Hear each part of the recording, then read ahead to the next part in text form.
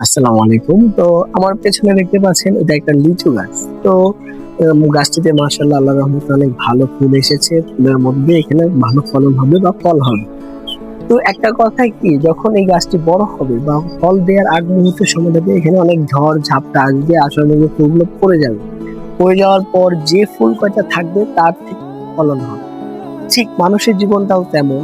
মানুষের জীবনটা হচ্ছে, যখন একটা মানুষ সফলতার দ্বার প্রান্তে যায়, তখন সেই সফলতার দ্বার প্রান্তে যাওয়ার আগ মুহূর্তে থেকে অনেক ঝড় ঝাপটা অনেক কিছুর মধ্যে দিয়ে পার হয়ে তারপর সফলতার দিকে যায়। এত সহজে সফলতা অর্জন করা সম্ভব হয় না। যেমন পৃথিবীতে অনেক মানুষ অনেক কষ্ট সংগ্রাম এর মধ্য দিয়ে তারা ভালো কিছু করার চেষ্টা করছে।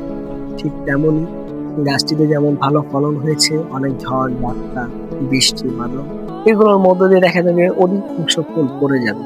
ফুল পড়ে যাওয়ার পর যখন লাস্টে যে সময়টাতে অল্প কিছু ফুল থাকবে, তখন তার তার থেকে ফলন হবে। কারণ মানুষ যদি বা মানুষ বা গাছ যাই বলেন, যদি পরিপূর্ণ অবস্থাতেই ফলন হয়ে একটা কিছু হয়ে যায়, তখন তারা ঠিক থাকে না। যখন মানুষ কষ্ট সংগ্রামের মধ্য দিয়ে উপরে উঠবে, তখন তারা পুরোপুরি বিষয়টাকে মনোযোগ সহকারে দেখবে। কারণ এখানে আমি কষ্ট করে এসেছি, এভাবে আসি।